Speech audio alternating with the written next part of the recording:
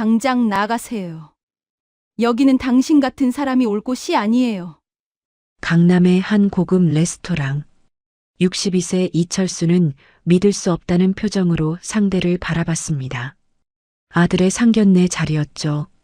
하지만 사돈될 여자의 어머니 한지영은 노골적으로 얼굴을 찌푸리며 말했습니다.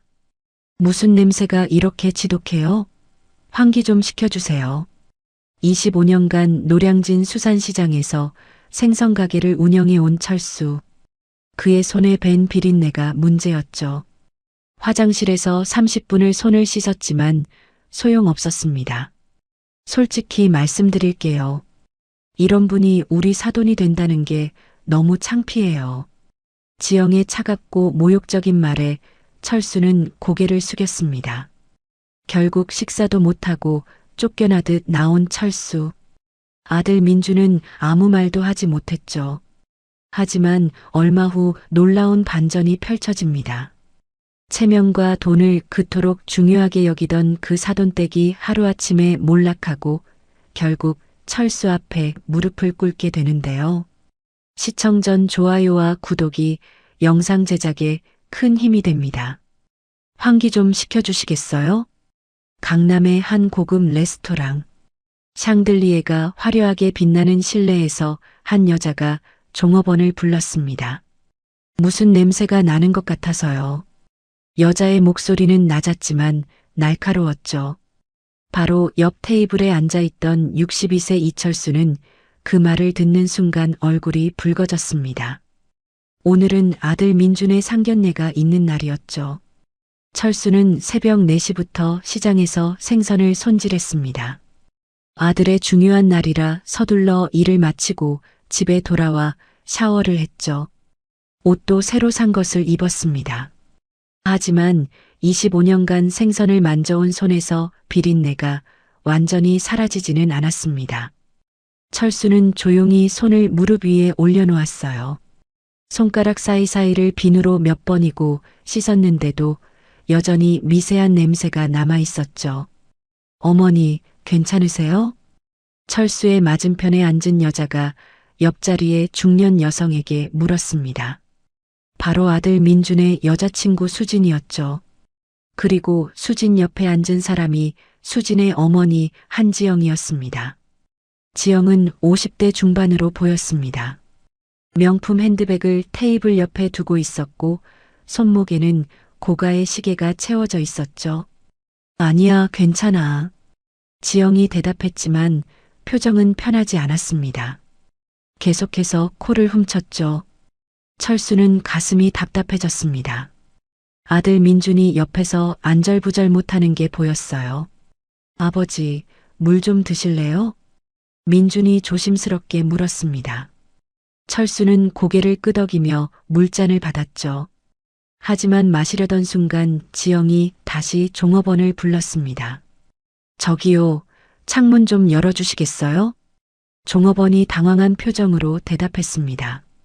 손님, 지금 에어컨이 가동 중이라서요. 괜찮으니까 열어주세요. 좀 답답해서요. 지영의 말투는 단호했죠. 종업원은 어쩔 수 없이 창문을 열었습니다. 철수는 자리에 앉아있기가 괴로워졌습니다. 아들을 위해 참으려고 했지만 상황은 점점 나빠지고 있었죠. 수진의 아버지 장세훈이 뒤늦게 도착했습니다. 정장을 말끔하게 차려입은 세훈은 대형 수입 유통회사의 이사였죠. 늦어서 죄송합니다. 회의가 길어져서요. 세훈이 자리에 앉으며 말했습니다. 그리고 철수에게 악수를 청했죠. 처음 뵙겠습니다. 장세훈입니다. 철수는 잠시 망설였습니다. 자신의 손에서 냄새가 날까봐 걱정됐거든요. 하지만 거절할 수도 없어서 조심스럽게 손을 내밀었습니다. 이철수입니다. 잘 부탁드립니다. 악수를 나눈 세훈의 표정이 미묘하게 변했어요. 뭔가를 느낀 듯 했지만 표정 관리를 했죠. 노량진에서 수산물 장사를 하신다고 들었습니다. 네, 25년째 하고 있습니다. 철수가 대답했습니다. 목소리가 약간 떨렸죠. 대단하시네요. 요즘 같은 시대에 그렇게 오래 한 자리를 지키시다니. 세훈의 말은 칭찬처럼 들렸지만 어딘가 건조했습니다. 음식이 나오기 시작했어요. 고급 프렌치 코스 요리였죠. 철수는 평소에 먹어본 적 없는 음식들이었습니다. 어머니, 이건 푸아그라예요. 수진이 지영에게 설명했습니다. 지영은 우아하게 포크와 나이프를 들었죠. 철수는 포크를 드는 것조차 조심스러웠습니다. 손에서 냄새가 날까봐 계속 신경이 쓰였거든요. 식사가 시작됐지만 분위기는 어색했습니다. 지영이 계속해서 코를 훔쳤고 세훈은 철수를 의미심장하게 쳐다봤죠. 민준이 대화를 이어가려고 애썼습니다. 저희 다음 달에 약혼식 날짜를 잡으려고 하는데요. 그래, 좋은 날로 골라야겠네. 세훈이 대답했지만 열의는 없어 보였습니다. 철수는 음식을 거의 먹지 못했어요. 입맛이 없었거든요. 아니, 정확히는 먹을 수가 없었습니다. 주변의 시선이 너무 신경 쓰였죠. 그때 지영이 갑자기 핸드백에서 손수건을 꺼냈습니다. 그리고 노골적으로 코를 가렸죠. 철수는 그 모습을 보고 견딜 수 없었습니다. 조용히 자리에서 일어났어요. 화장실 좀 다녀오겠습니다. 철수가 말했습니다. 민준이 걱정스러운 눈으로 아버지를 바라봤죠. 화장실로 향한 철수는 거울 앞에 섰습니다. 손을 비누로 씻기 시작했어요. 한 번, 두 번, 세 번. 계속 씻었지만 냄새는 쉽게 사라지지 않았습니다. 25년간 쌓인 냄새였죠. 매일 새벽 4시에 일어나 생선을 손질하고 손님들을 대하며 살아왔습니다. 그 시간들이 손에 배어 있었어요. 철수는 손을 씻다가 거울 속 자신을 봤습니다. 62세의 나이에도 건강한 체격이었지만 오늘만큼은 너무 초라해 보였죠. 30분이 지났습니다. 철수는 더 이상 화장실에 있을 수 없어서 다시 자리로 돌아왔어요. 하지만 테이블의 분위기는 더욱 경색돼 있었습니다. 지영의 표정이 굳어 있었고 세훈은 민준에게 뭔가 말하는 중이었죠. 철수가 자리에 앉자 잠시 침묵이 흘렀습니다. 그때 지영이 입을 열었어요. 저기요, 혹시 건강이 안 좋으신 건 아니시죠? 갑작스러운 질문에 철수는 당황했습니다. 아니요, 건강합니다. 그렇구나. 그런데 안색이 좀 안 좋아 보여서요. 지영의 말은 걱정하는 것처럼 들렸지만 실제로는 그렇지 않았죠. 괜찮습니다. 철수가 짧게 대답했습니다. 지영은 잠시 망설이더니 수진과 눈빛을 교환했어요. 그리고 다시 철수를 향해 말했습니다. 그럼 오늘은 여기서 마무리하는 게 어떨까요? 아버님께서 좀 피곤해 보이시니까요. 철수는 그 말의 의미를 정확히 알아들었습니다. 자신을 내쫓는 거였죠. 아버지. 민준이 급하게 말하려 했지만 철수가 손을 들어 말렸어요. 그래요. 오늘은 일찍 일어나서 좀 피곤하네요. 철수가 천천히 자리에서 일어났습니다. 지영의 얼굴에 안도의 표정이 스쳤죠. 아버지, 제가 모셔다 드릴게요. 민준이 일어나려 하자 철수가 고개를 저었습니다. 괜찮다. 너는 여기 남아서 인사마저 해. 아버지. 민준의 목소리에 미안함이 묻어 있었습니다. 하지만 철수는 아들에게 미소를 지어 보였어요. 걱정 마. 나는 괜찮아. 철수는 세훈과 지영에게 정중히 인사했습니다. 오늘 좋은 시간 감사했습니다. 먼저 실례하겠습니다. 네, 조심히 가세요. 세훈이 형식적으로 대답했죠.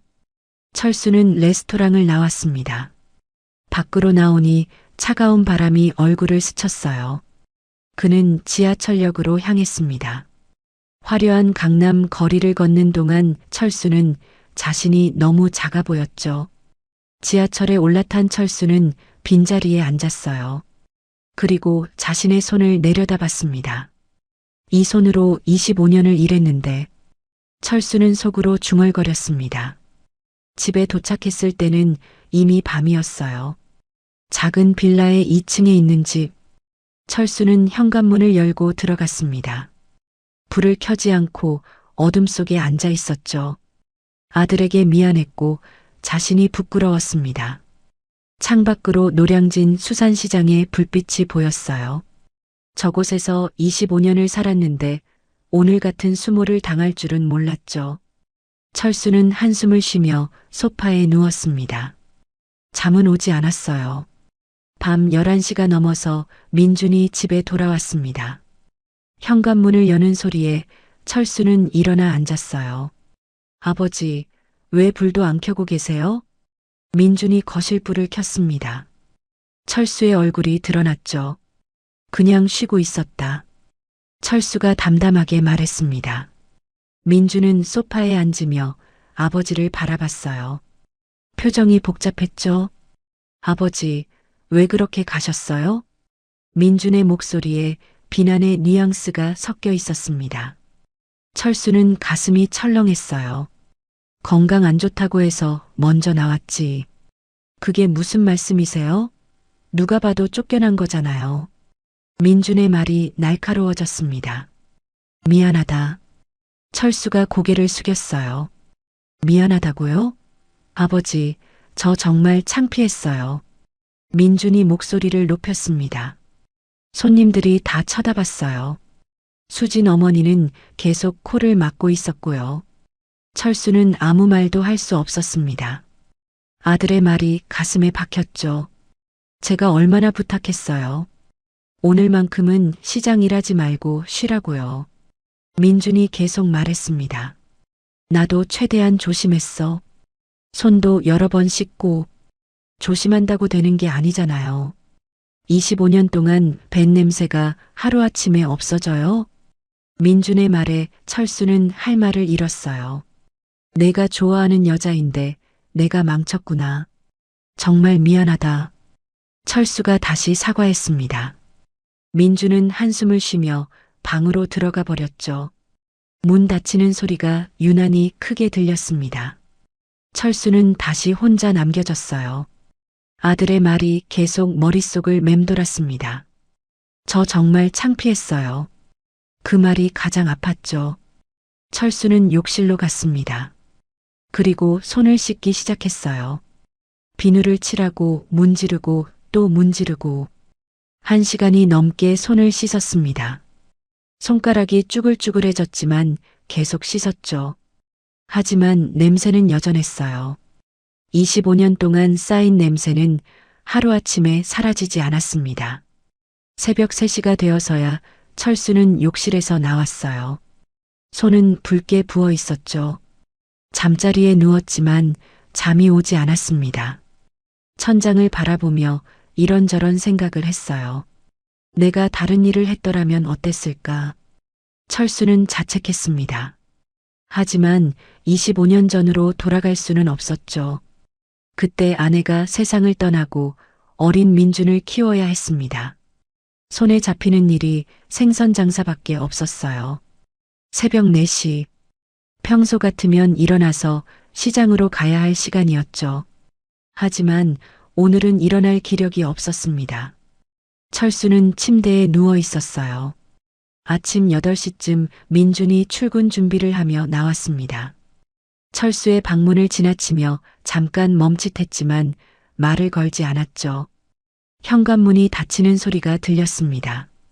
철수는 그제야 일어났어요. 거실로 나와 창밖을 바라봤습니다. 시장 쪽에서 오는 소음이 들렸죠. 평소 같으면 그곳에 있어야 했는데 핸드폰이 울렸습니다. 시장 동료인 박 사장이었어요. 철수야, 오늘 안 나와? 가게 문 닫혀 있던데. 박 사장의 목소리가 들렸습니다. 좀 몸이 안 좋아서요. 철수가 대답했어요. 무슨 일 있어? 목소리가 이상한데. 아니에요. 그냥 좀 피곤해서요. 그래. 그럼 푹 쉬어. 내가 손님들한테 말해둘게. 박 사장이 걱정스러운 목소리로 말했습니다. 전화를 끊고 나서 철수는 다시 소파에 앉았어요. 하루 종일 집에 있었습니다. 아무것도 하지 않았죠. 밥도 먹지 않았어요. 저녁 7시쯤 민준이 돌아왔습니다. 현관문을 열더니 거실로 왔죠. 아버지, 오늘 가게 안 나가셨어요? 민준이 물었습니다. 목소리는 어제보다 부드러웠어요. 좀 쉬고 싶어서. 철수가 대답했습니다. 민준은 잠시 망설이더니 옆에 앉았어요. 아버지, 어젯밤에 제가 좀 심했죠? 민준이 조심스럽게 말했습니다. 아니야. 내 말이 맞아. 아버지. 민준이 뭔가 더 말하려다 멈췄어요. 수진이가 뭐래? 철수가 물었습니다. 민준은 잠시 침묵했죠. 수진이는 이해 안 돼요. 정말? 철수가 반신반의하며 물었어요. 네. 그냥 처음이라 어색했던 거래요. 민준의 말은 사실이 아니었습니다. 수진은 민준에게 다른 말을 했었죠. 오빠, 우리 어머니가 많이 불편해하셨어.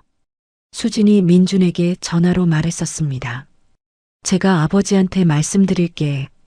민준이 대답했지만 수진의 목소리는 여전히 불편해 보였어요. 그리고 어머니가 당분간은 만남을 좀 미루자고 하시는데 민준은 그 말을 아버지에게 할 수 없었습니다. 아버지, 저 배고파요. 뭐 좀 시켜 먹을까요? 민준이 화제를 돌렸어요. 그래, 뭐 먹고 싶은데? 치킨이요. 민준이 대답했고 철수는 고개를 끄덕였습니다. 저녁을 먹으면서도 둘 사이에는 어색한 기운이 흘렀어요. 예전처럼 편하지 않았죠. 식사 후 민주는 방으로 들어갔고 철수는 설거지를 했습니다. 그날 밤 철수는 다시 잠들지 못했어요. 아들의 말이 계속 귓가에 맴돌았죠. 저 정말 창피했어요. 그 말을 지울 수가 없었습니다. 다음 날 아침 철수는 시장으로 나갔어요. 이틀이나 쉬었으니 더 이상 쉴 수 없었죠. 가게 문을 열자 박 사장이 바로 찾아왔습니다. 철수야, 괜찮아? 어제 목소리가 이상하던데. 박 사장이 걱정스럽게 물었어요. 괜찮아요.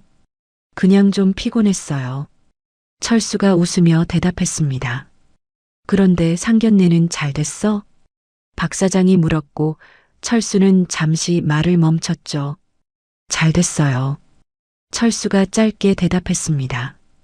더 이상 말하고 싶지 않았어요.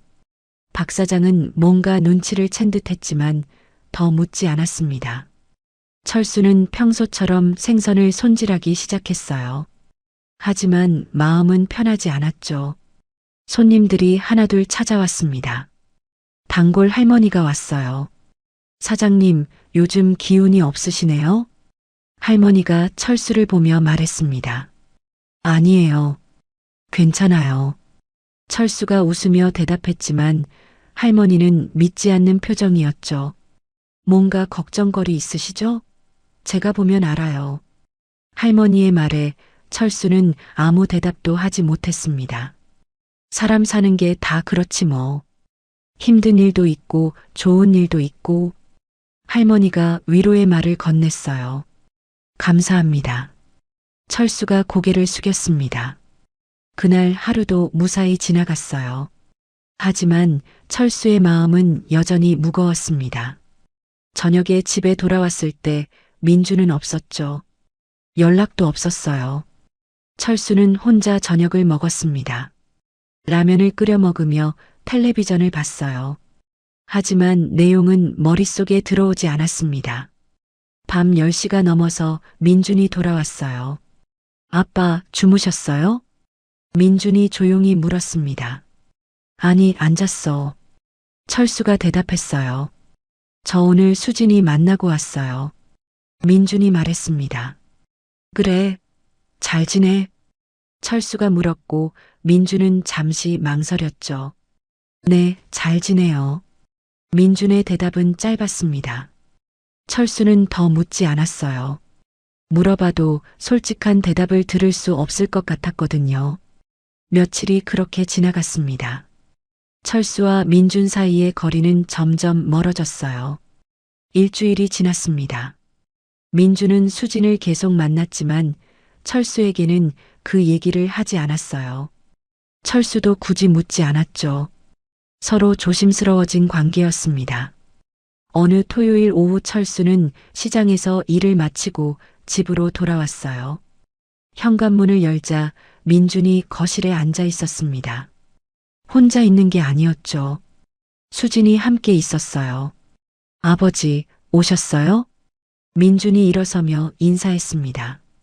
그래, 수진이도 왔구나. 철수가 어색하게 웃으며 말했어요. 안녕하세요. 수진이 정중하게 인사했습니다.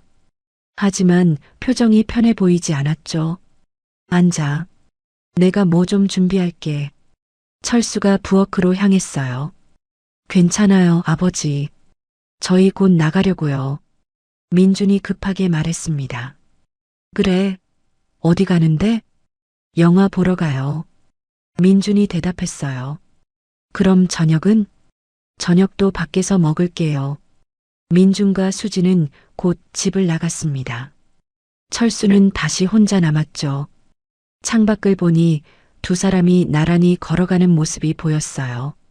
행복해 보였습니다. 철수는 한숨을 쉬며 소파에 앉았어요. 며칠 후 민준에게 수진의 집에서 연락이 왔습니다. 저녁 식사 초대였죠. 민준은 혼자 갔어요. 아버지를 데려가지 않았습니다. 수진의 집은 강남의 고급 아파트였어요. 30층 높이의 펜트하우스였죠. 어서 와. 지영이 문을 열어주며 말했습니다. 미소를 짓고 있었지만 진심은 아니었어요. 안녕하세요. 민준이 정중하게 인사했습니다. 식탁에는 이미 음식이 차려져 있었어요. 고급 요리들이었죠. 세훈도 자리에 앉아 있었습니다. 민준 씨 앉으세요. 세훈이 말했어요. 식사가 시작됐습니다. 분위기는 어색했죠. 한참을 먹다가 지영이 입을 열었어요. 민준 씨, 아버님은 요즘 어떠세요?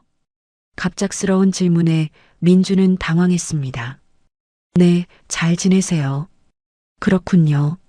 지영이 짧게 대답하고는 수진을 쳐다봤어요. 수진아, 내가 말해. 수진이 망설이며 민준을 봤습니다. 오빠 사실은요. 수진이 조심스럽게 말을 시작했어요. 저희 어머니가 걱정이 많으세요.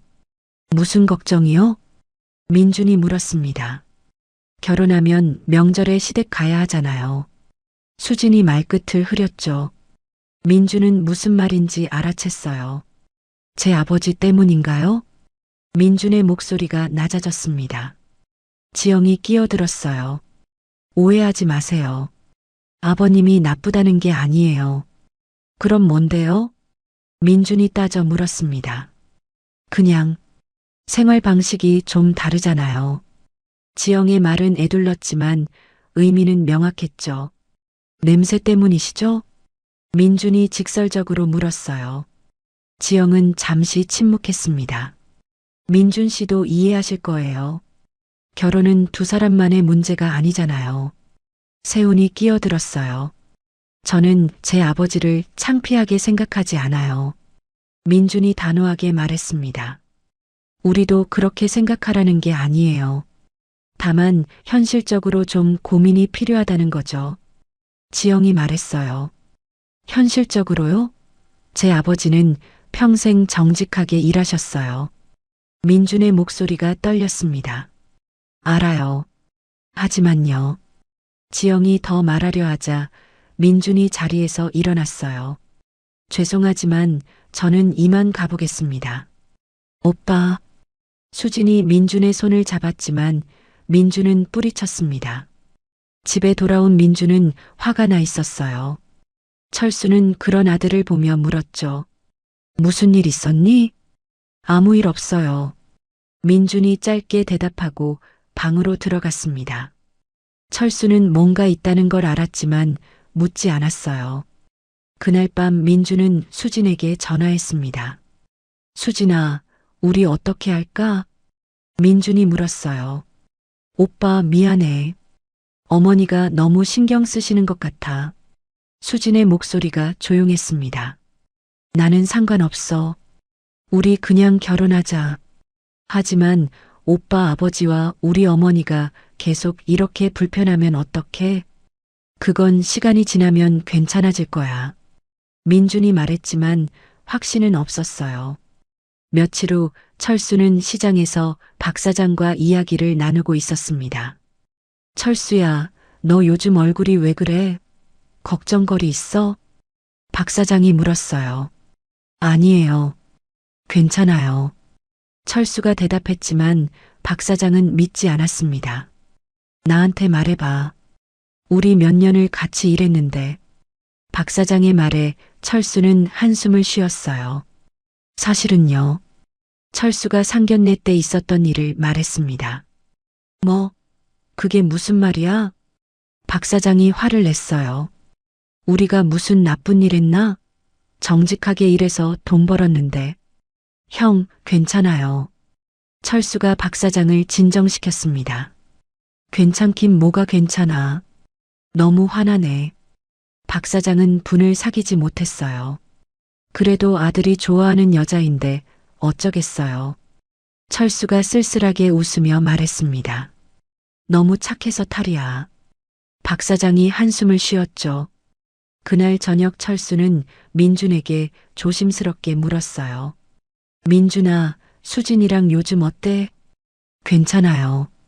민준의 대답은 짧았습니다. 결혼 날짜는 잡았니? 아직이요. 왜? 무슨 문제 있어? 철수가 걱정스럽게 물었어요. 아니요. 그냥 아직 날짜를 못 잡았어요. 민준이 둘러댔습니다. 철수는 더 묻지 않았죠. 하지만 마음속으로는 알고 있었습니다. 자신 때문에 아들이 힘들어하고 있다는 걸요. 며칠이 지나고 또 지났습니다. 민준과 수진의 만남은 계속됐지만 결혼 이야기는 진전이 없었어요. 지영은 계속해서 수진에게 압박을 가했습니다. 수진아, 정말 괜찮겠니? 어머니, 민준 오빠는 좋은 사람이에요. 나도 알아. 하지만 시댁 환경이 너무 다르잖아. 지영의 말에 수진은 대답하지 못했어요. 한편 철수는 점점 자신감을 잃어갔습니다. 손님들과 이야기할 때도 예전처럼 밝지 못했죠. 단골 할머니가 또 물었어요. 사장님, 요즘 웃는 일이 없으시네요. 그냥 좀 피곤해서요. 철수가 대답했지만 할머니는 걱정스러운 표정이었습니다. 그러다 어느 날 철수의 핸드폰에 민준 이름이 떴어요. 전화를 받을까 말까 고민하다가 결국 받지 않았습니다. 나중에 문자가 왔죠. 아빠, 오늘 저녁 같이 먹을래요? 철수는 한참을 망설이다 답장을 보냈어요. 나는 괜찮아. 너 수진이랑 먹어. 민준에게서 다시 답이 왔습니다. 아빠랑 먹고 싶어요. 철수는 더 이상 거절할 수 없었어요. 그래, 집에서 만나자. 그날 저녁 민준이 집에 일찍 왔습니다. 치킨과 맥주를 사왔죠. 아빠, 오늘은 제가 살게요. 민준이 웃으며 말했어요. 그래. 철수도 웃으며 대답했습니다. 오랜만에 아버지와 아들이 함께 식사를 했어요. 분위기는 예전보다 훨씬 편했죠. 아빠, 제가 아빠한테 미안한 말 많이 했죠? 민준이 조심스럽게 말했어요. 아니야. 내 말이 맞았어. 아빠. 민준이 뭔가 더 말하려다 멈췄습니다. 괜찮아. 나는 괜찮으니까 너는 수진이한테 잘해. 철수가 아들의 어깨를 두드렸어요. 민준은 더 이상 말하지 못했습니다. 한 달이 지났습니다. 민준과 수진의 관계는 계속됐지만 여전히 결혼 날짜는 정해지지 않았어요. 어느 월요일 아침 철수는 평소처럼 시장에 나갔습니다. 가게 문을 열고 생선을 정리하고 있었죠. 그때 박 사장이 급하게 뛰어왔어요. 철수야, 텔레비전 켰어? 아니요, 왜요? 지금 뉴스 보라고. 큰일 났어. 박 사장이 다급하게 말했습니다. 철수는 가게 안쪽에 있는 작은 텔레비전을 켰어요. 아침 뉴스가 나오고 있었습니다. 대형 수산물 유통업체들의 원산지 위조 사건이 적발됐습니다. 앵커의 목소리가 들렸어요. 화면에는 여러 회사 이름이 나왔습니다. 그 중에서 철수의 눈에 익은 이름이 보였죠. 태양수산유통. 바로 장세훈이 이사로 있는 회사였습니다. 중국산 생선을 국내산으로 둔갑시키고 양식을 자연산으로 속여 판매한 혐의를 받고 있습니다. 뉴스가 계속됐어요. 철수는 화면을 뚫어지게 바라봤습니다. 검찰은 오늘 아침 일제히 수사에 착수했으며 관련 업체 임직원들을 조사하고 있습니다. 박 사장이 옆에서 말했어요. 저기 나온 회사 중에 우리한테 한 달 전에 왔던 데 있잖아. 철수도 기억났습니다. 한 달 전 어느 날 한 남자가 철수의 가게에 왔었어요. 사장님, 좋은 물건 있는데 관심 있으세요? 남자가 명함을 건네며 말했습니다. 태양수산유통이라고 적혀 있었죠. 무슨 물건인데요? 철수가 물었어요. 자연산 광어입니다. 시세보다 30% 싸게 드릴 수 있어요. 자연산이요? 어디서 나온 건데요? 남해에서 잡은 겁니다. 남자가 자신있게 말했죠. 샘플 좀 볼 수 있을까요? 남자는 차에서 광어 한 마리를 가져왔어요. 철수는 오랜 경험으로 생선을 봤습니다. 눈빛을 확인하고 지느러미를 만져봤죠. 이거 양식 아닌가요? 철수가 물었어요. 아니에요. 자연산 맞습니다. 남자가 부인했지만 철수는 확신했습니다. 저는 25년 넘게 이 일했어요. 양식이 확실합니다. 사장님, 정말 자연산이에요. 남자가 끝까지 우겼지만 철수는 고개를 저었어요. 죄송하지만 거래할 수 없습니다. 남자는 결국 돌아갔죠. 그날의 일이 떠올랐습니다. 저녁 무렵 지역 방송국에서 기자가 찾아왔어요. 이철수 사장님이신가요? 네, 그런데요. 저희가 수산물 원산지 위조 사건 취재 중인데요. 잠깐 인터뷰 가능하신가요? 기자가 물었습니다. 저요? 왜요? 저희가 알아보니까 사장님께서 한 달 전에 태양수산유통의 거래 제안을 거절하셨더라고요. 기자의 말에 철수는 놀랐어요. 어떻게 아셨어요? 업체 장부를 확인하다가 사장님 가게 이름이 나왔습니다. 거절했다고 적혀 있더라고요. 아, 그랬군요. 거절하신 이유가 뭔가요? 기자가 마이크를 들이댔습니다. 생선을 보니까 양식이 확실했어요. 그런데 자연산이라고 하길래 거절했죠. 어떻게 아셨어요? 25년 넘게 하다 보니까 눈으로 봐도 알아요. 눈빛이 다르고 지느러미 모양도 달라요. 철수의 대답에 기자가 감탄했어요. 정말 대단하시네요. 다른 업체들은 다 속았는데요. 속은 게 아니라 알면서도 넘어간 거겠죠. 철수가 담담하게 말했습니다. 왜 그렇게 생각하세요? 30%나 싸게 준다는데 의심 안 하는 게 이상하잖아요. 기자가 고개를 끄덕였어요. 혹시 그 업체 이름 기억하세요? 태양수산유통이요. 철수의 대답에 기자의 눈이 반짝였습니다. 인터뷰 감사합니다. 이거 저녁 뉴스에 나갈 예정입니다. 기자가 인사하고 떠났어요. 저녁 9시 뉴스 시간. 철수는 민중과 함께 뉴스를 봤습니다. 화면에 철수가 나왔어요. 한 달 전쯤 어떤 업체에서 왔었어요. 자연산 광어를 도매가로 준다길래 의심스러워서 직접 봤죠. 철수의 인터뷰가 나왔습니다.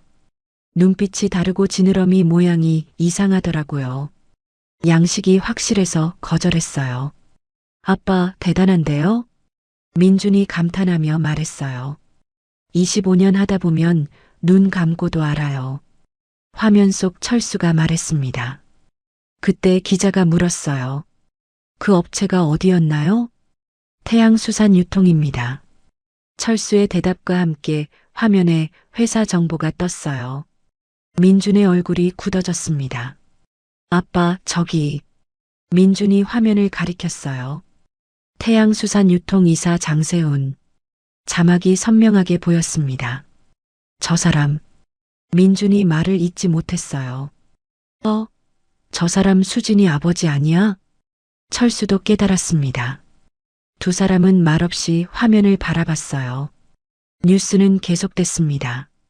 장세훈 이사를 포함한 임직원 5명이 검찰 조사를 받을 예정이며 회사 자산은 동결됐습니다. 앵커가 말했어요.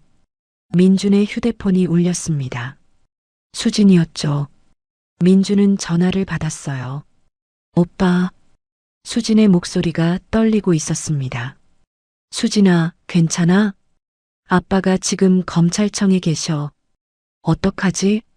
수진이 울먹였어요. 진정해. 내가 지금 갈게.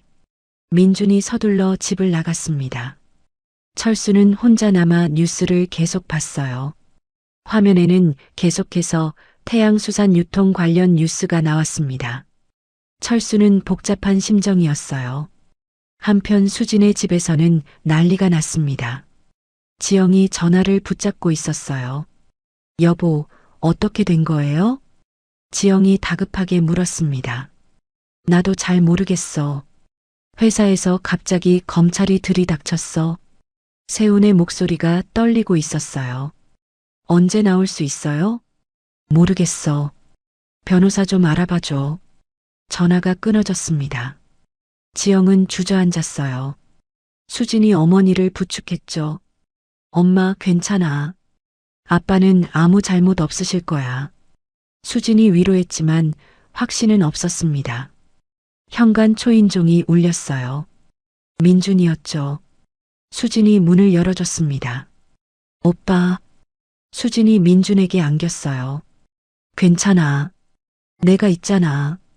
민준이 수진을 안아주며 말했습니다. 지영이 소파에 앉아 있었어요. 얼굴이 창백했죠. 어머니, 괜찮으세요? 민준이 조심스럽게 물었습니다. 지영은 대답하지 않았어요. 그날 밤 세훈은 집에 돌아오지 못했습니다. 검찰 조사가 길어졌거든요. 다음 날 아침 뉴스에는 더 충격적인 내용이 나왔어요. 태양수산유통 장세훈 이사가 비자금 조성 혐의로 구속됐습니다. 앵커의 말에 지영은 리모컨을 떨어뜨렸습니다. 구속이라고? 지영이 믿을 수 없다는 표정으로 중얼거렸어요. 수지는 회사에 출근했지만 분위기가 이상했습니다. 동료들이 수군거리는 소리가 들렸어요. 저 사람 아빠가 그 회사 이사래. 정말 부끄럽지도 않나. 수지는 견딜 수 없었습니다. 점심시간이 되자 상사가 수진을 불렀어요. 수진 씨, 잠깐 이야기 좀 할까요? 네, 부장님. 수진이 따라갔습니다. 회의실에서 상사가 말했어요. 미안하지만 당분간 휴직하는 게 어떨까요? 수진의 얼굴이 굳어졌습니다. 제가 무슨 잘못을 했나요? 잘못한 건 아니지만 회사 분위기상 그게 낫겠어요. 상사의 말에 수진은 할 말을 잃었어요. 알겠습니다. 사직하겠습니다. 수진이 단호하게 말했습니다. 그날로 수진은 회사를 그만뒀어요. 세훈의 구속 소식은 빠르게 퍼졌습니다. 지영의 주변 사람들도 모두 알게 됐죠. 다음 날 아침 지영은 평소처럼 동네 카페에 갔어요. 그곳에서 친구들을 만나기로 했었거든요. 하지만 카페에 들어서자 분위기가 이상했습니다. 친구들이 지영을 보더니 서로 눈빛을 교환했어요. 지영아, 왔어?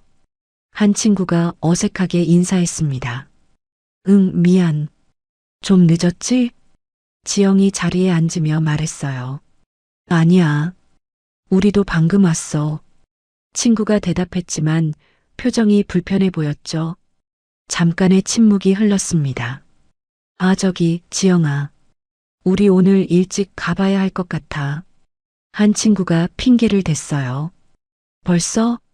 이제 막 왔는데? 지영이 의아해하며 물었습니다. 응, 갑자기 일이 생겨서. 미안해. 친구들이 일어나서 나갔어요. 지영은 혼자 남겨졌습니다. 카페 직원들의 시선도 느껴졌죠.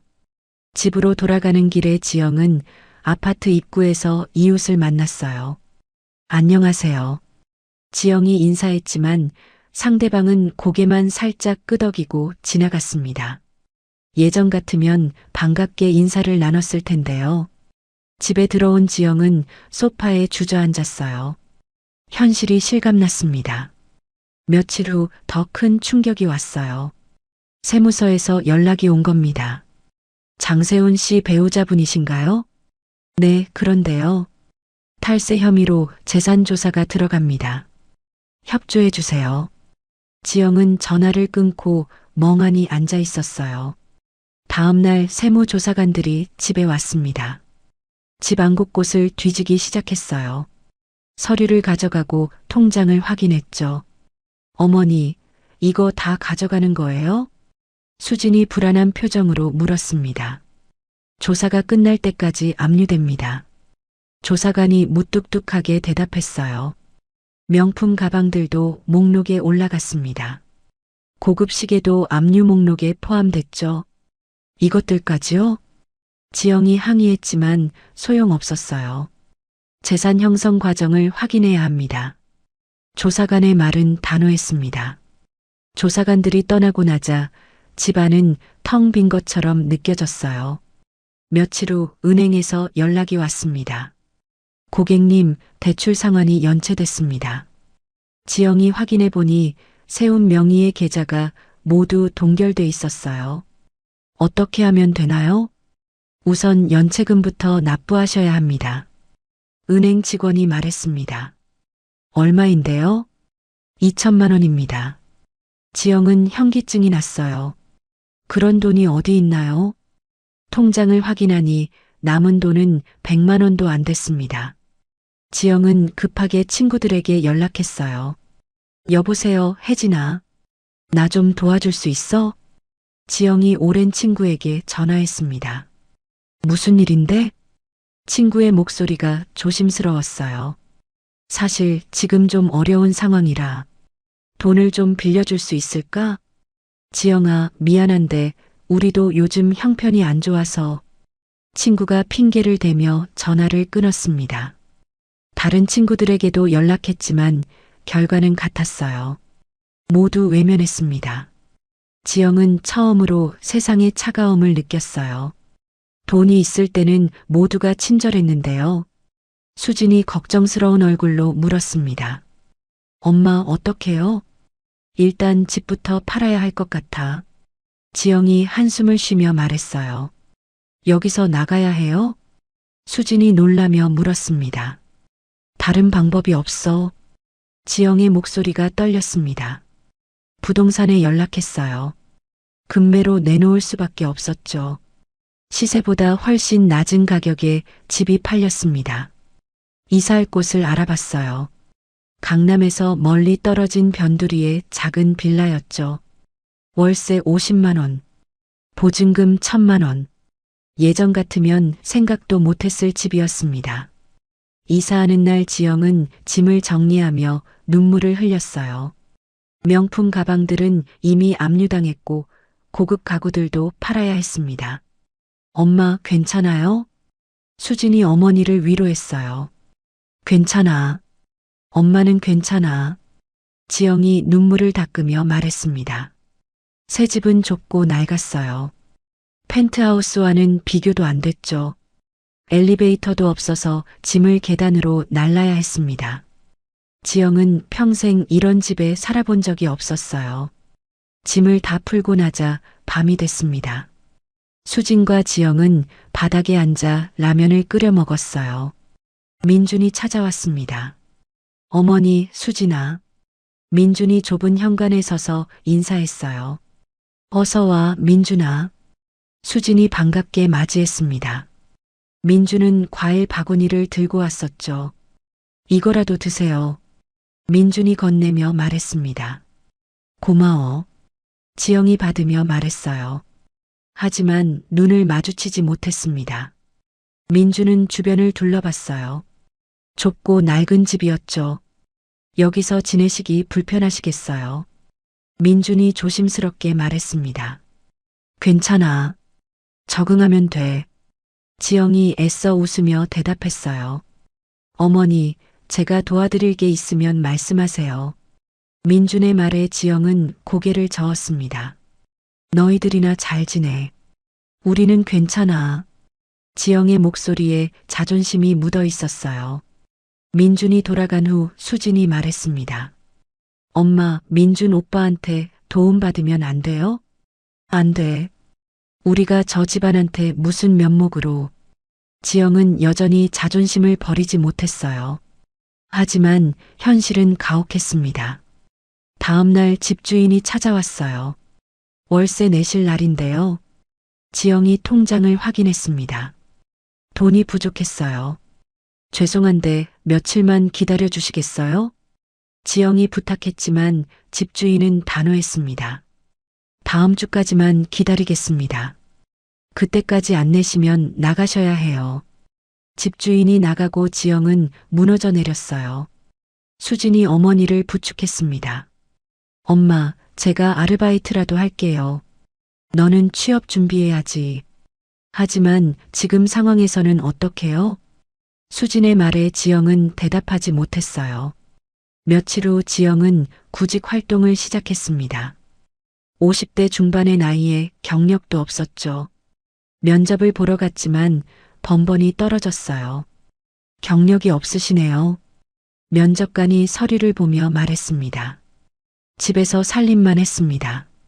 그럼 어려울 것 같은데요. 지영은 좌절했어요. 수진도 취업이 안 됐습니다. 아버지 사건 때문에 어디서도 받아주지 않았어요. 두 사람은 점점 막막해졌습니다. 어느 날 밤 지영은 잠이 오지 않아 일어나 앉았어요. 부엌에서 혼자 앉아 과거를 떠올렸습니다. 상견례 때 철수를 대했던 태도가 생각났어요. 냄새가 난다며 내쫓았던 일, 창피하다고 생각했던 마음. 지영은 후회하기 시작했습니다. 그때 좀 더 겸손했더라면, 사람을 겉모습으로 판단하지 않았더라면.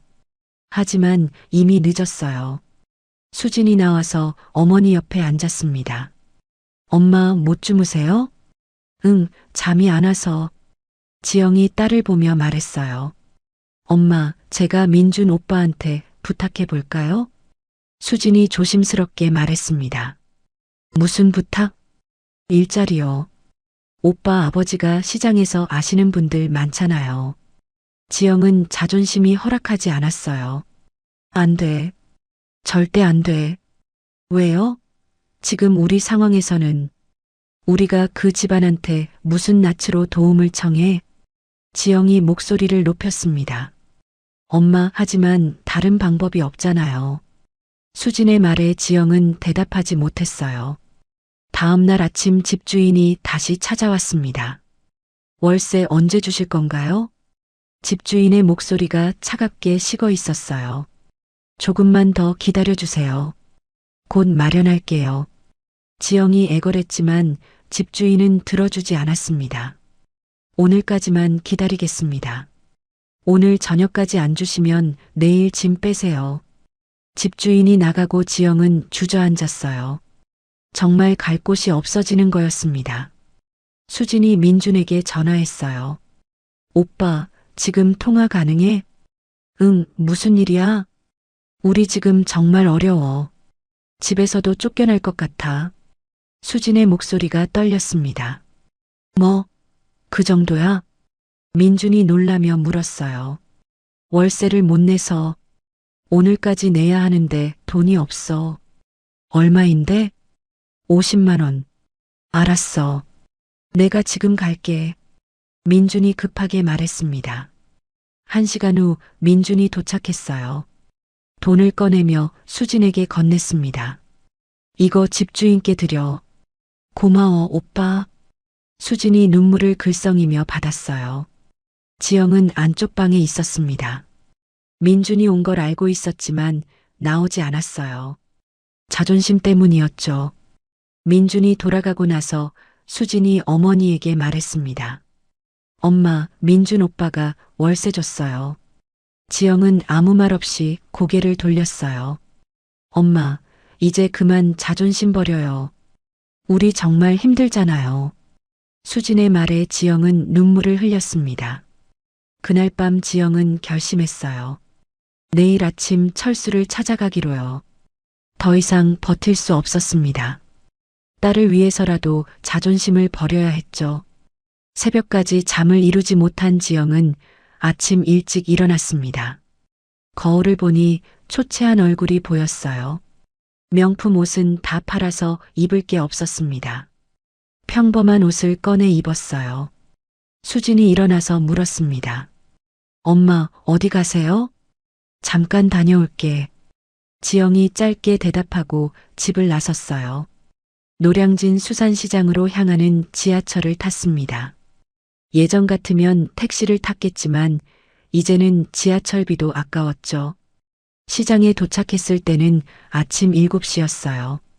활기찬 시장의 모습이 낯설게 느껴졌습니다. 지영은 철수의 가게를 찾았어요.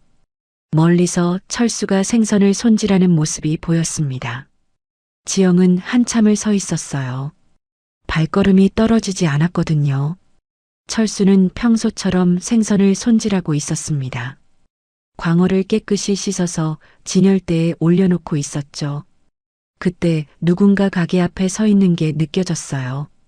고개를 들어보니 지영이었습니다.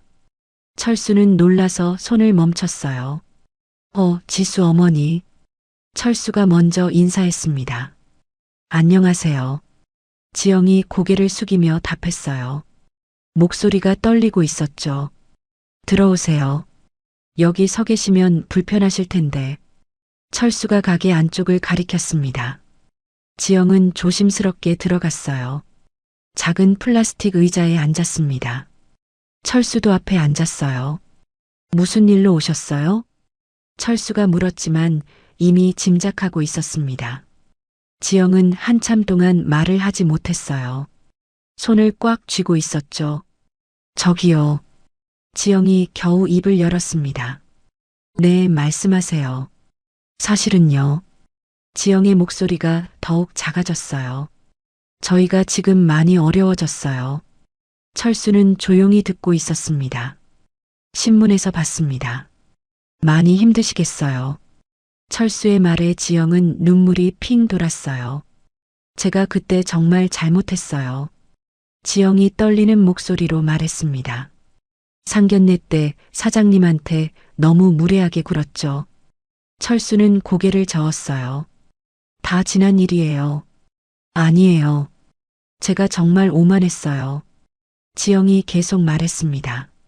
냄새가 난다고 쫓아낸 게 얼마나 부끄러운 일인지 이제야 알았어요. 눈물이 뺨을 타고 흘러내렸습니다. 일어나세요. 그러시면 안 됩니다. 철수가 지영을 일으키려 했어요. 하지만 지영은 일어나지 않았습니다. 저한테 부탁이 있어서 왔어요. 무슨 부탁인데요? 지영은 잠시 말을 멈췄어요. 수진이가요. 네. 일할 곳이 없어요. 아버지 일 때문에 어디서도 받아주지 않아요.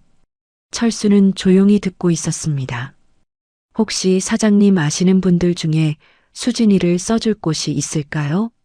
지영의 목소리가 애원하듯 떨렸어요. 딸을 위해서 한 번만 도와주세요. 지영은 결국 무릎을 꿇었습니다. 바닥에 무릎을 대고 고개를 숙였어요. 정말 갈 곳이 없어요. 철수는 당황했습니다. 어머니, 일어나세요. 이러시면 안 됩니다. 철수가 급하게 지영을 일으켰어요. 하지만 지영은 계속 울고 있었습니다. 세상이 이렇게 차가운 줄 몰랐어요. 지영이 눈물 범벅이 된 얼굴로 말했어요. 돈이 있을 때는 모두가 친절했는데 없어지니까 아무도 도와주지 않더라고요. 철수는 지영을 의자에 앉혔습니다. 잠깐만 기다리세요. 철수가 안쪽으로 들어갔어요. 작은 금고를 열고 지갑을 꺼냈습니다. 그 안에는 오래된 봉투 하나가 있었어요. 철수는 봉투를 들고 나왔습니다. 이거 가지세요. 철수가 봉투를 건네며 말했어요. 이게 뭐예요? 지영이 물었습니다. 상견례 때 드리려고 준비했던 거예요. 상견례 때요? 네. 그날 제가 일찍 나와서 못 드렸잖아요. 철수의 말에 지영은 봉투를 열어봤어요. 돈이 들어 있었습니다. 이거요. 지영이 떨리는 손으로 봉투를 쥐었어요. 많지는 않지만 당장 급한 거 해결하세요. 철수가 담담하게 말했습니다. 지영은 봉투를 붙잡고 오열했어요. 왜 이렇게까지 하세요? 제가 사장님한테 얼마나 못되게 굴었는데. 그래도 수진이는 제 며느리 될 사람이잖아요. 철수의 말에 지영은 더욱 울었습니다. 제가 정말 부끄럽네요. 지영이 고개를 숙였어요. 그리고 수진이 일자리 말씀하셨죠? 네. 시장관리사무소에서 사무직 찾는다고 들었어요. 제가 상인회장님한테 부탁해 볼게요. 정말요? 지영이 고개를 들며 물었습니다. 네. 컴퓨터 좀 다룰 줄 알면 될 것 같던데. 수진이는 잘해요. 회사 다닐 때 그 일 했어요. 그럼 문제 없을 거예요. 철수가 안심시켰습니다. 고맙습니다. 정말 감사합니다. 지영이 몇 번이고 고개를 숙였어요. 그리고 어머니는요? 저요? 네. 혹시 일하실 생각 있으세요? 지영은 망설였습니다. 저는 경력이 없어서요. 괜찮아요. 시장 반찬 가게에서 사람 구한다고 했는데 가르쳐 줄 거예요. 반찬 가게요? 네. 힘들긴 해도 월급은 꼬박꼬박 나와요. 지영은 잠시 생각했어요. 예전 같으면 상상도 못했을 일이었습니다. 하지만 지금은 선택의 여지가 없었죠. 하겠습니다. 지영이 고개를 끄덕였어요. 좋아요. 제가 사장님한테 연락드릴게요. 철수가 휴대폰을 꺼냈습니다. 잠깐 통화하고 올게요. 철수가 밖으로 나가서 전화를 걸었어요. 시장 상인회장에게 연락했습니다. 회장님, 저 철수입니다. 철수야, 무슨 일이야? 부탁 하나만 들어주실 수 있으세요? 뭔데? 제 며느리 될 사람인데요. 일자리 좀 알아봐 주실 수 있을까요? 며느리? 너 아들 결혼한다고? 아직은 아니고요. 곧 할 거예요. 그래. 어떤 일 하고 싶은데? 사무직이요. 컴퓨터 잘 다뤄요. 그럼 관리사무소가 딱이겠는데. 마침 사람 구하던 참이야. 정말요? 감사합니다. 그리고 또 한 분 계신데요. 또? 네. 그분 어머니신데 일자리가 필요하세요. 나이가 어떻게 되는데?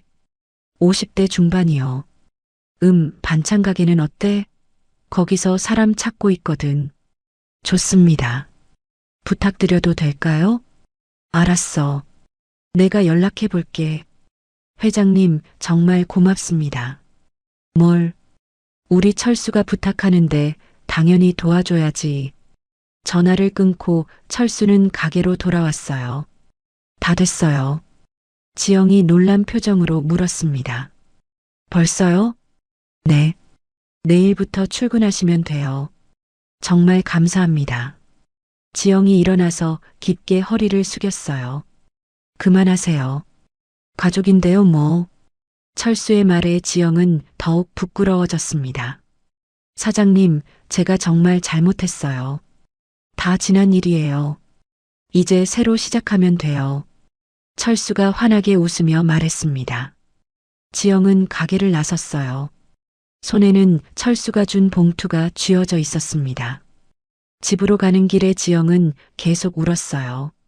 부끄러움과 고마움이 뒤섞인 눈물이었습니다.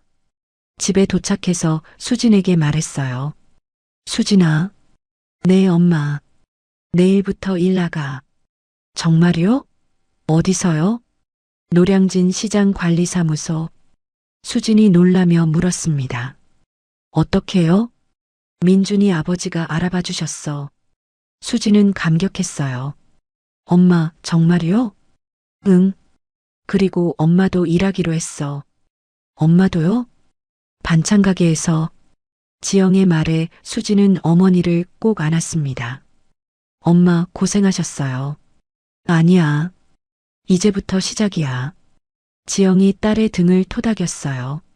그날 밤 지영은 오랜만에 편히 잠들었습니다. 마음이 한결 가벼워졌거든요. 다음 날 아침 지영과 수진은 함께 시장으로 갔어요. 철수가 먼저 나와 있었습니다. 어서 오세요. 안녕하세요. 두 사람이 인사했어요. 수진이는 이쪽이고요. 철수가 관리사무소를 가리켰습니다. 어머니는 저쪽 반찬 가게예요. 네, 알겠습니다. 지영이 대답했어요. 첫 출근이니까 긴장하지 마세요. 철수가 격려했습니다. 감사합니다. 지영이 고개를 숙였어요. 수진이는 관리사무소로 갔고 지영은 반찬 가게로 향했습니다. 반찬 가게 사장이 지영을 맞이했어요. 어서 오세요. 한 사장님이에요. 네, 한지영입니다. 철수 씨한테 얘기 들었어요. 일 어렵지 않으니까 걱정 마세요. 한 사장은 친절했습니다. 지영은 앞치마를 두르고 일을 시작했어요. 처음에는 서툴렀지만 점차 익숙해졌습니다. 손님들이 하나둘 찾아왔어요. 반찬 포장하고 계산하고. 단순한 일이었지만 지영은 보람을 느꼈습니다. 점심시간이 되자 철수가 국밥을 사왔어요. 어머니, 점심 드세요. 고마워요. 지영이 받으며 말했습니다. 함께 앉아서 밥을 먹었어요. 일은 어때요? 괜찮으세요? 네, 생각보다 괜찮아요. 다행이네요. 철수가 웃으며 말했습니다. 그때 박 사장이 지나가다 들렸어요. 철수야, 이분이 누구야? 며느리 될 사람 어머니예요. 아, 그래. 반갑습니다. 박 사장이 인사했어요. 네, 반갑습니다. 지영이 일어서서 인사했습니다. 우리 시장에 오신 걸 환영해요. 박 사장의 따뜻한 말에 지영은 감동했어요. 오후 시간도 바쁘게 지나갔습니다. 퇴근 시간이 되자 수진이 어머니를 찾아왔어요. 엄마, 첫날 어땠어요? 좋았어. 너는? 저도 좋았어요. 다들 친절하세요. 수진이 웃으며 대답했습니다. 다행이다. 지영이 딸의 손을 잡았어요. 함께 집으로 가는 길에 지영이 말했습니다. 수진아, 엄마가 정말 잘못 생각했던 것 같아. 뭐요? 사람을 겉모습으로 판단한 거, 냄새가 난다고 무시한 거. 수진은 어머니의 손을 꽉 잡았어요. 이제 알았으면 됐어요. 응, 이제 알았어. 지영이 고개를 끄덕였습니다. 일주일이 지났습니다. 지영과 수진은 시장 생활에 적응해 가고 있었어요. 어느 토요일 오후 민준이 시장을 찾아왔습니다. 아버지, 민준이 철수의 가게로 들어왔어요. 민준아. 웬일이야? 수진이 보고 싶어서요. 철수가 웃으며 말했습니다. 관리사무소에 있을 거야. 민준은 사무소로 향했어요. 수진이 컴퓨터 앞에 앉아 일하고 있었습니다. 수진아. 오빠. 수진이 반갑게 일어났어요. 일 끝나면 같이 저녁 먹을래? 좋아요. 두 사람은 손을 잡고 시장을 걸었습니다. 오빠, 우리 아빠한테도 인사하고 가요. 그래.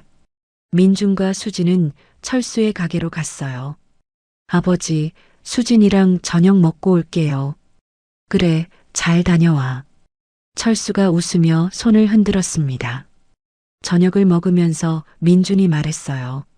수진아, 우리 이제 결혼 날짜 잡을까? 수진은 잠시 망설였습니다. 오빤 괜찮아?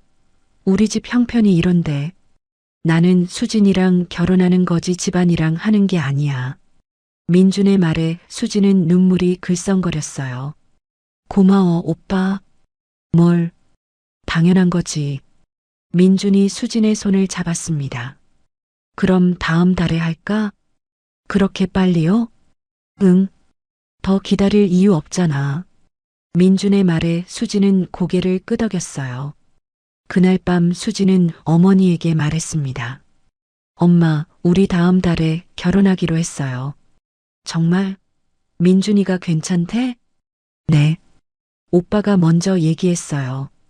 지영은 복잡한 표정이었어요.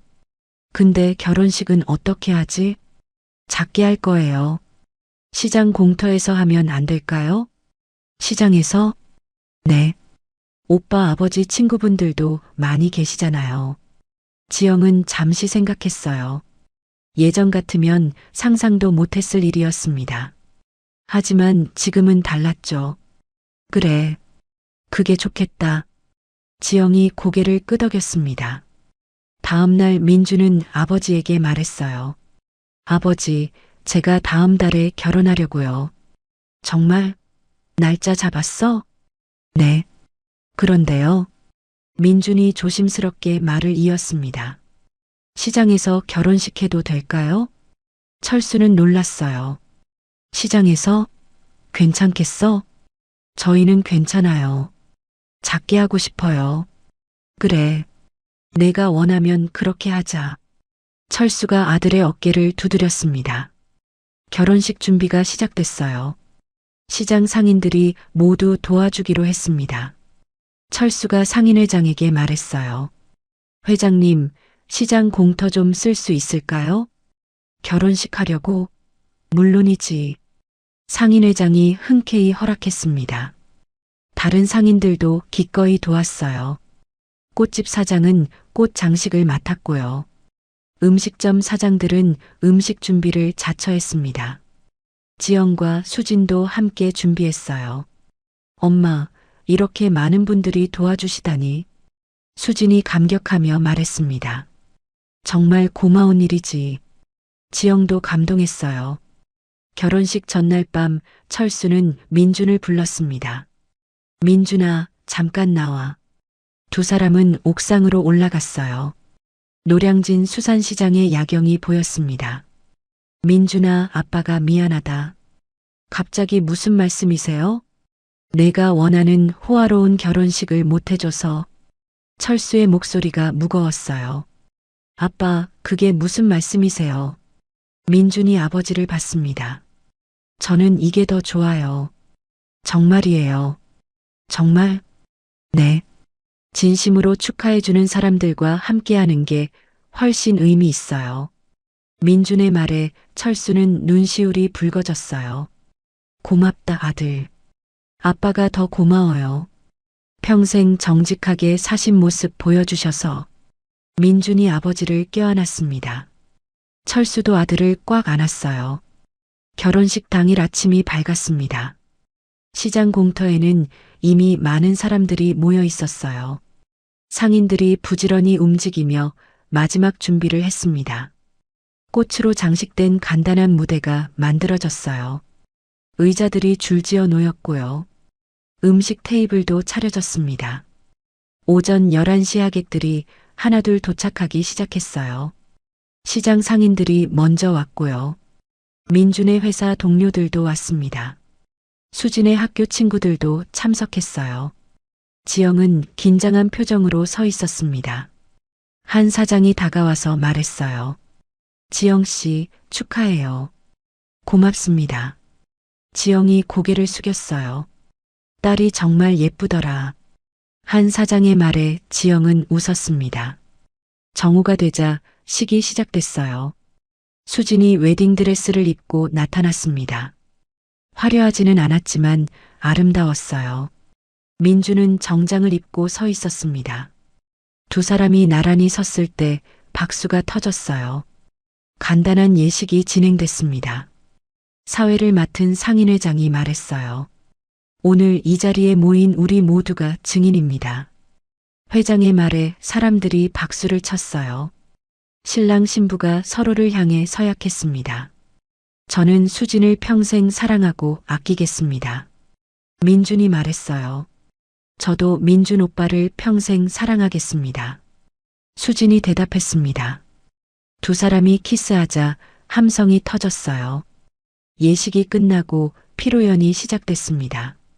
시장 상인들이 준비한 음식이 나왔어요. 국밥, 생선회, 튀김, 떡볶이. 화려하지는 않았지만 정성이 담긴 음식들이었습니다. 사람들이 음식을 먹으며 축하했어요. 철수가 무대에 올라가서 말했습니다. 오늘 이렇게 좋은 날 함께 해주셔서 감사합니다. 철수의 목소리가 떨렸어요. 저는 평생 이 시장에서 일했습니다. 손에 생선 냄새가 배도록요. 사람들이 조용히 들었습니다. 한때는 그게 부끄러웠습니다. 하지만 이제는 자랑스럽습니다. 철수가 계속 말했어요. 이 냄새가 제 인생이니까요. 그리고 이 냄새를 인정해 준 사람들이 여기 계시니까요. 박수가 터져 나왔습니다. 냄새는 시선에도 다시 배지만요. 철수가 잠시 말을 멈췄어요. 마음의 상처는 씻어내면 다시는 안 베게 할 수 있습니다. 사람들이 고개를 끄덕였습니다. 우리 모두 서로의 냄새를 인정하고 살아갑시다. 철수의 말에 우레와 같은 박수가 쏟아졌어요. 지영은 뒤에서 조용히 눈물을 흘렸습니다. 철수가 무대에서 내려오자 지영이 다가갔어요. 사장님, 네 어머니, 제가 정말 잘못했어요. 진심으로 사과드립니다. 지영이 깊게 허리를 숙였습니다. 다 지난 일이에요. 이제 우리 가족 아닙니까? 철수가 지영을 일으켜 세웠어요. 고맙습니다. 정말 고맙습니다. 지영이 철수의 손을 잡았습니다.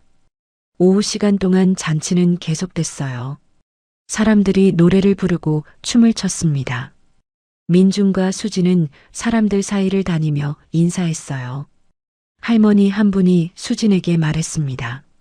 아가씨, 정말 예쁘네요. 감사합니다. 신랑도 착해 보이고 행복하게 사세요. 할머니의 축복에 수진은 눈물이 났어요.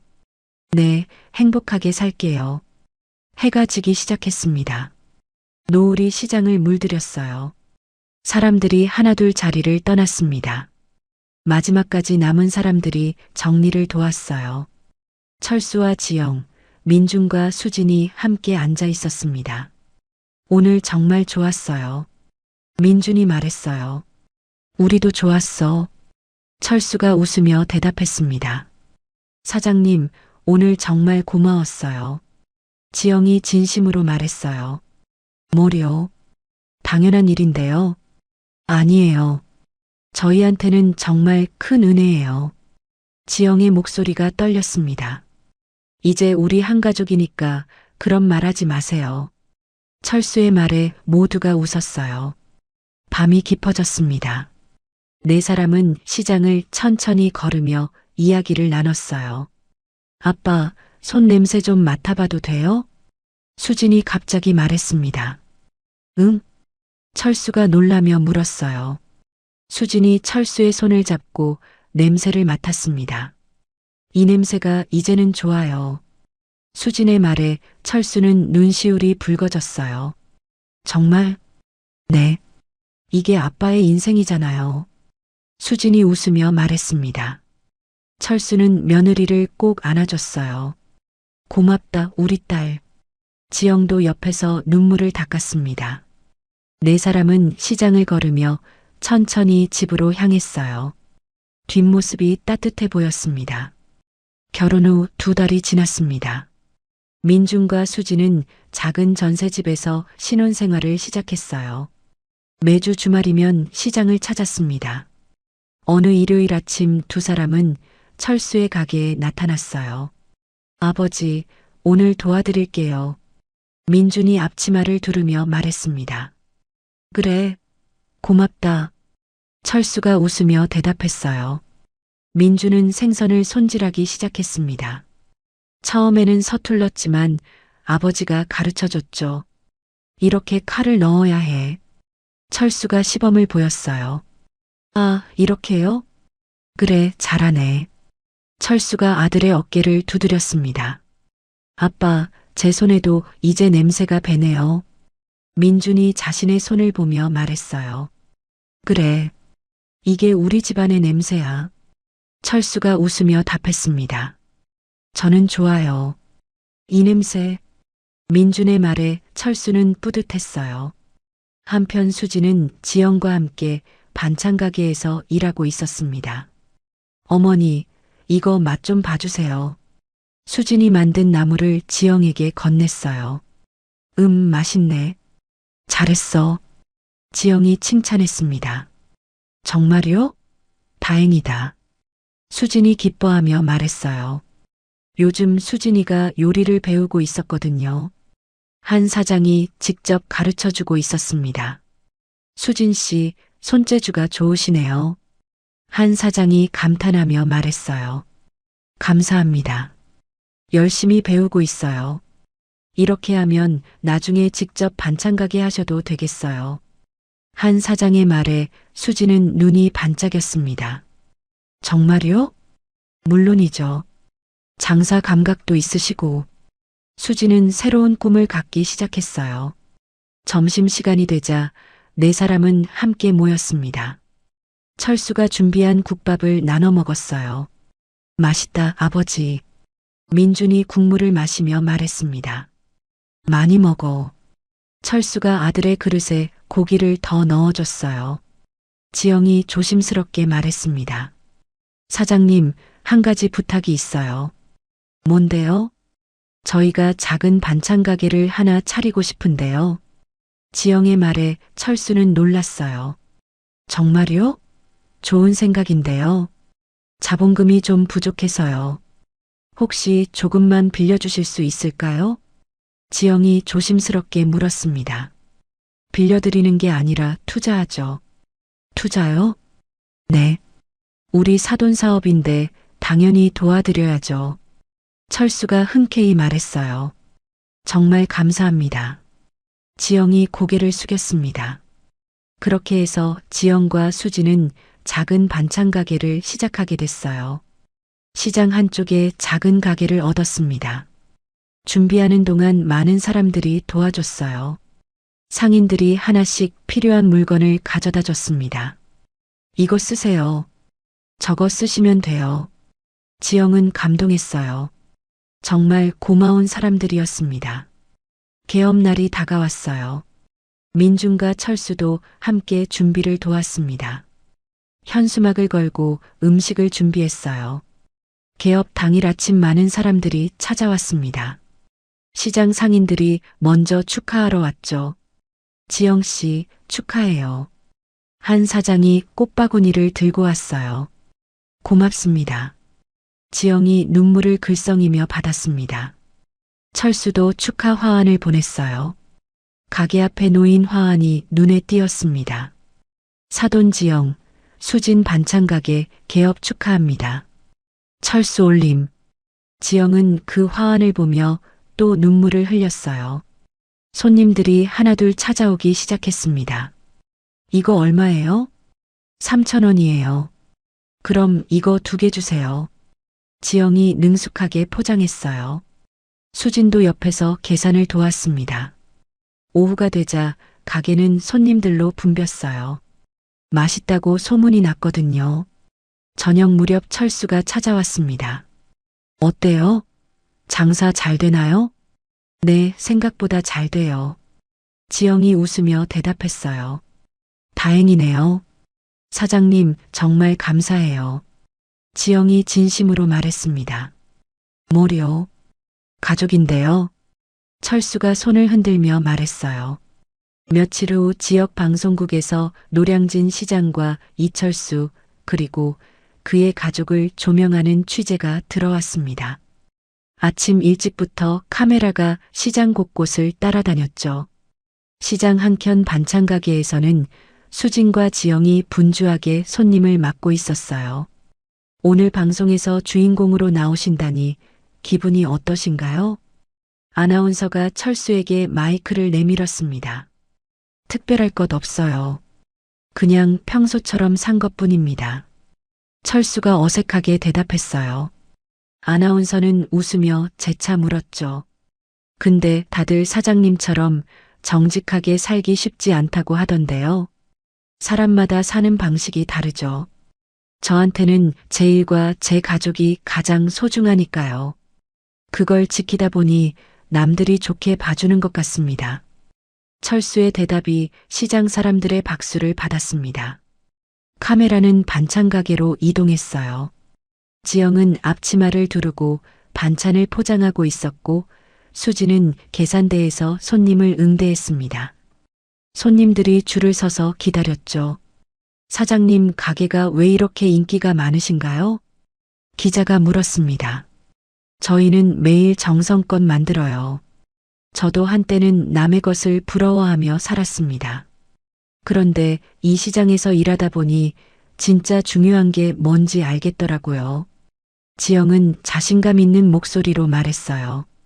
수지는 메뉴를 설명하며 손님들과 소통했습니다. 시장 상인들은 가족처럼 그들을 응원해 주었죠. 민주는 틈틈이 가게 일을 도왔고 오후에는 생선가게에서 아버지와 나란히 서서 손질도 했습니다. 민준아, 너 손에 냄새 배는 거 싫지 않아? 철수가 물었어요. 별로요. 이게 우리 가족 냄새라서 좋은데요. 민준이 밝게 웃었습니다. 철수도 미소를 지었죠. 저녁이 되자 시장은 조금씩 한산해졌어요. 반찬 가게도 마감 정리를 시작했습니다. 지영은 마지막 손님을 배웅하며 가게 문을 닫았죠. 민준과 수진, 지영, 철수 네 식구가 작은 식탁에 둘러앉았습니다. 오랜만에 조용한 저녁이었어요. 다들 고생 많았다. 오늘 하루도 잘 끝난 것 같아. 철수가 따뜻하게 말했습니다. 우리 정말 가족이 된 것 같아요. 엄마, 아버지, 고마워요. 수진이 감격에 겨워 말했죠. 내가 더 고맙지. 너희 둘이 이렇게 잘 사는 모습이 제일 큰 보람이야. 지영이 미소 지었습니다.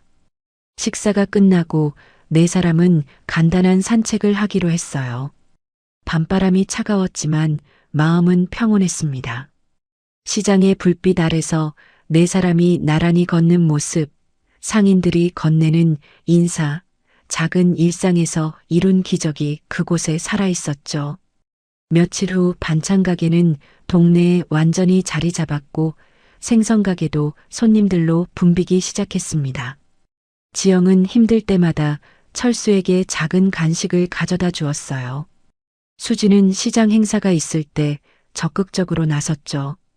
민주는 회사 일과 가게 일을 병행했지만 행복했습니다. 철수는 밤마다 일기장에 오늘 하루의 일과를 적었어요. 예전에는 창피하게만 느꼈던 냄새가 이제는 자랑이었습니다. 냄새가 아니라 마음의 향기를 남기는 하루였으니까요. 누구든 넘어진 곳에서 다시 일어설 수 있고 때로는 지난날의 상처마저 삶의 향기가 될 수 있다. 그가 일기장에 쓴 마지막 문장이었습니다. 정말 중요한 것은 체면이나 돈이 아니라 서로 이해하고 용서하며 살아가는 그 마음이라는 것을 이 가족은 이제 누구보다 잘 알고 있었어요. 오늘 이야기 좋으셨다면 구독, 댓글, 알람 설정 부탁드립니다. 여러분의 소중한 댓글 하나가 영상 제작에 큰 힘이 됩니다. 감사합니다.